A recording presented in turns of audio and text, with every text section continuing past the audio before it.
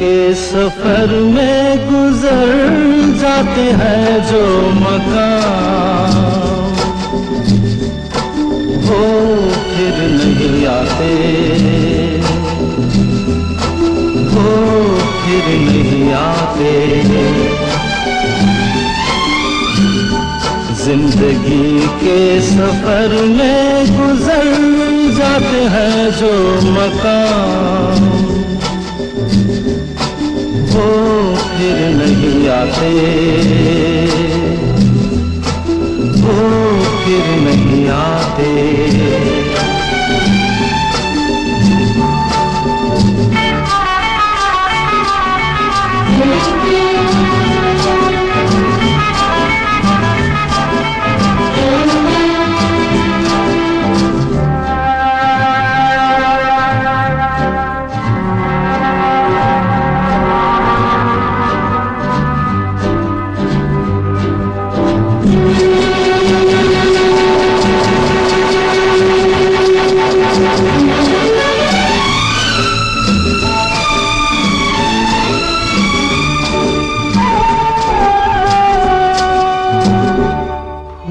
खिलते हैं, लोग मिलते हैं, फूल खिलते हैं, लोग मिलते हैं, मगर पतझड़ में जो फूल मुरझा जाते हैं, वो बहारों के आने से खिलते नहीं।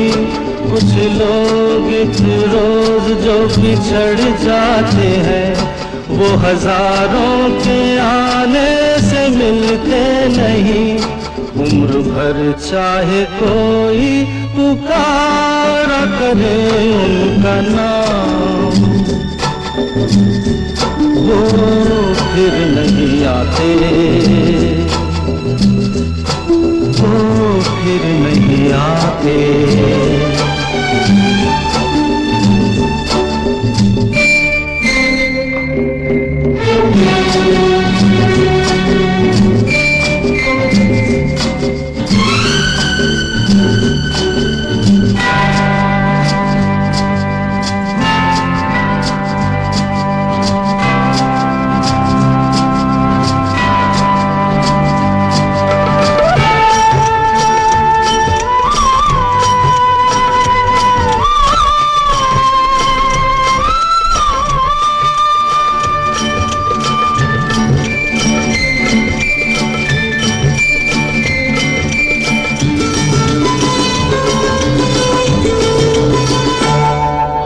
धोखा है क्या भरोसा है, आंख धोखा है क्या भरोसा।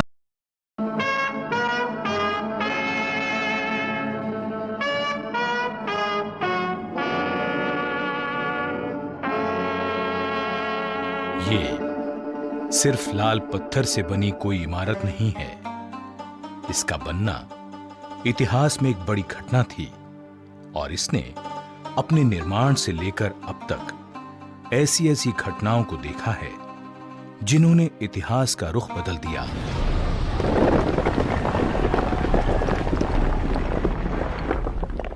ये है दिल्ली का लाल किला।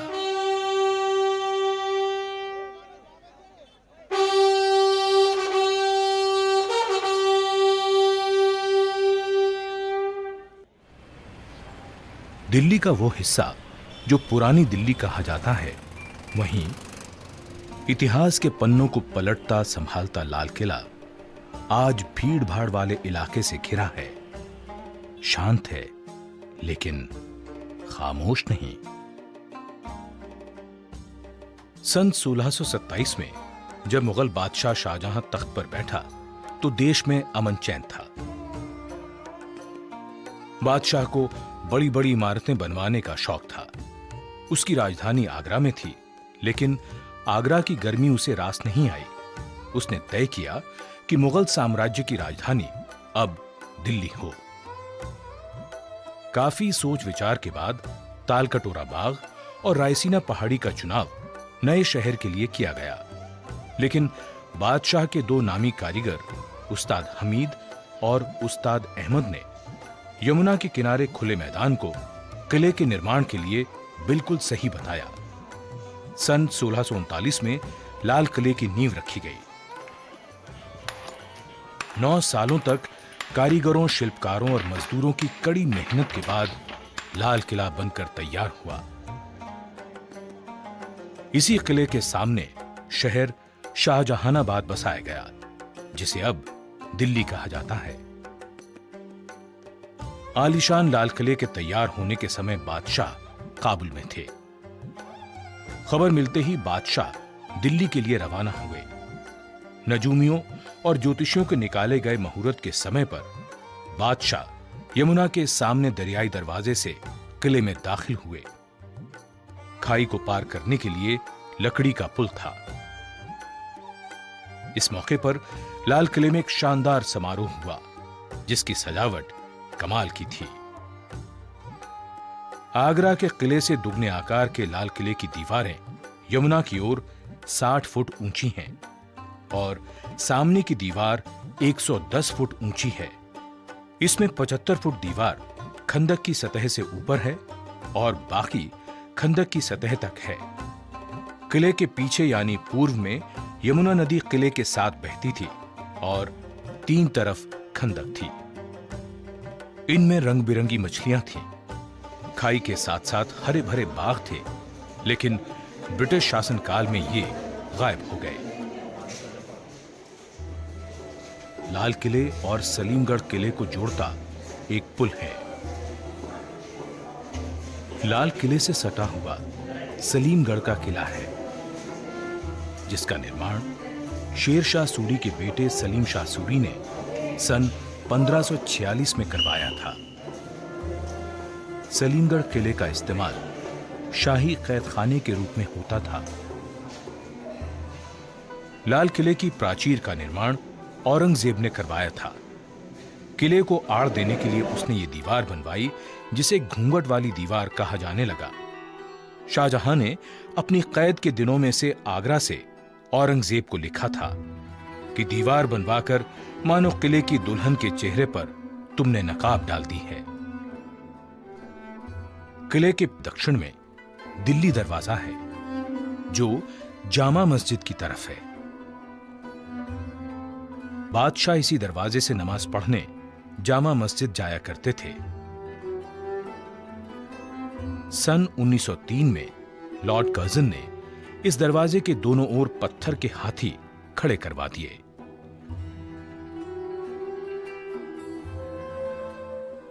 किले के 5 दरवाजे थे, लेकिन लाहौरी दरवाजा मुख्य दरवाजा था।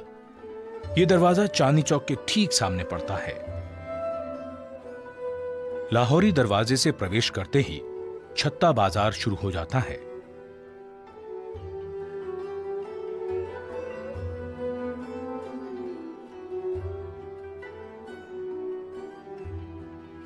इस छत्ते के दोनों ओर दुकानें हैं और बीचों बीच एक चौक है।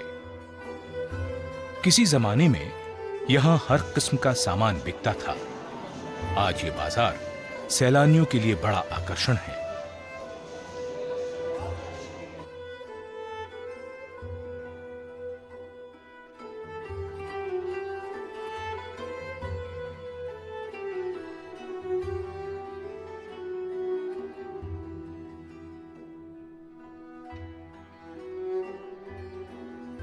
लाहौरी दरवाजे के छत्ते से निकलकर नजर पड़ती है नक्कार खाने की 2 मंजिला इमारत पर। बीच में एक चौक था, जिसका सरोवर अब मैदान बन चुका है। चौक के इर्द गिर्द मनसबदारों, सामंतों के मकान, दफ्तर और बैठकें थीं, जो अब धूल में मिल चुके हैं। चौक से जरा आगे बढ़ते ही नक्कार खाने का दरवाजा है, जिसे हथिया पोल कहते थे। कुछ कहते हैं इसका यह नाम इसलिए पड़ा क्योंकि दरवाजे के दोनों ओर पत्थर के हाथी खड़े थे। इस दरवाजे से आगे किसी को भी अपनी सवारी में बैठकर जाने की इजाजत नहीं थी, सिर्फ शाही खानदान के सदस्यों को छोड़कर।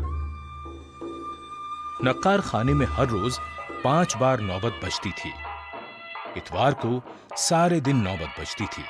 इसके अलावा बादशाह के जन्मदिन पर भी पूरे दिन नौबत बजा करती थी। 2 मंजिला नक्कार खाने का दालान 70 फुट चौड़ा और 46 फुट ऊंचा है, जिसके चारों कोनों पर बुर्जियां हैं।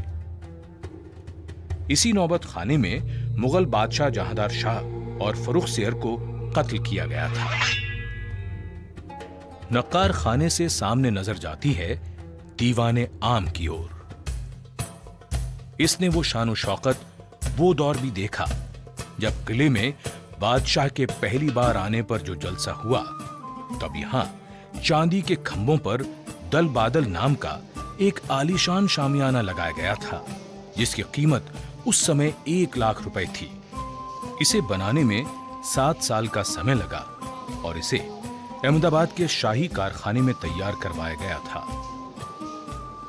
यहां जगह जगह बेशकीमती कश्मीरी कालीन से सजावट की गई। ऐसी सजावट, ऐसी शान, जिसका मुकाबला दुनिया में कहीं नहीं था।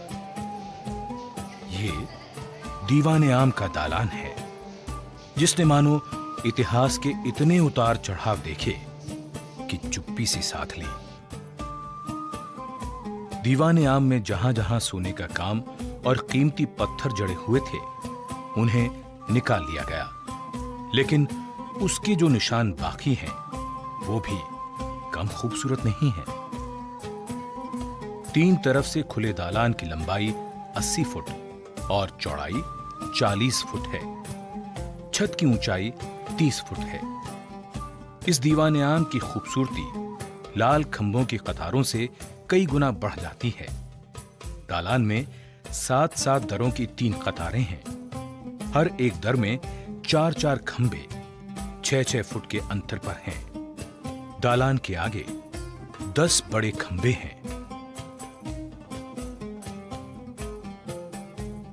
दीवाने आम की पीछे की दीवार के बीच में 21 फुट चौड़े संगमरमर पर पच्चीकारी का बेहद खूबसूरत काम है। बेल बूटे, फूल पत्तियां किसी बागीचे का एहसास कराते हैं।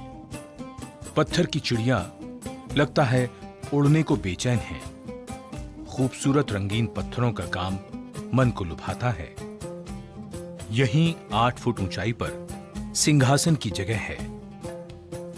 जब कभी दरबारे आम होता था, बादशाह यहीं बैठते थे। उनके सिंहासन के नीचे संगमरमर का एक सुंदर तख्त है, जो 3 फुट ऊंचा, 7 फुट लंबा और 4 फुट चौड़ा है। इसी तख्त पर खड़े होकर वजीर बादशाह से निवेदन करते या कोई अर्जी पेश करते थे। इस तख्त का खूबसूरत महंगा काम लोग ले गए। दीवाने आम में बेहद खास मौकों पर तख्ते ताऊस लाया जाता था, जिस पर बादशाह बैठते थे। दीवाने आम के उत्तर में सहन से निकलकर दरवाजा था, जिसे लाल पर्दा कहते थे। वहां से नदी की दीवार की ओर दीवाने खास, हमाम, मोती मस्जिद और बादशाह के निजी मकान थे। यहीं से रंग महल और जनान खाने को रास्ता जाता है। इसी के उत्तर की ओर मशहूर हयात बख्श बाग था, जिसका अब नामो निशान भी नहीं है।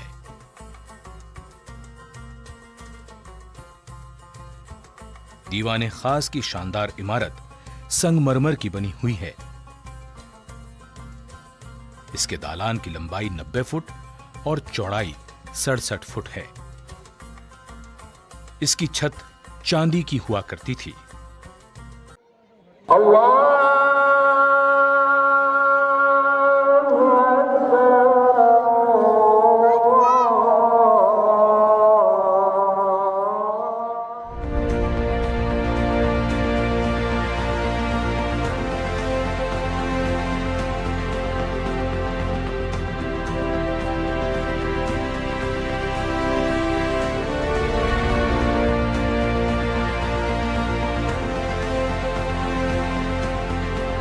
दिल्ली का जामा मस्जिद न सिर्फ भारत बल्कि पूरी दुनिया में मशहूर है। देश की सबसे बड़ी मस्जिदों में दिल्ली की जामा मस्जिद का नाम शुमार है।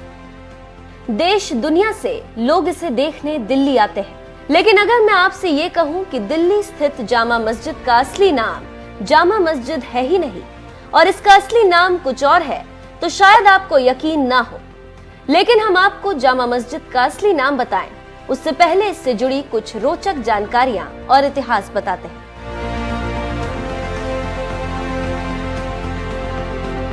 सोलह 1950 में शुरू हुई और 1656 में बनकर तैयार हुई इस मस्जिद का निर्माण मुगल बादशाह शाहजहां ने कराया था।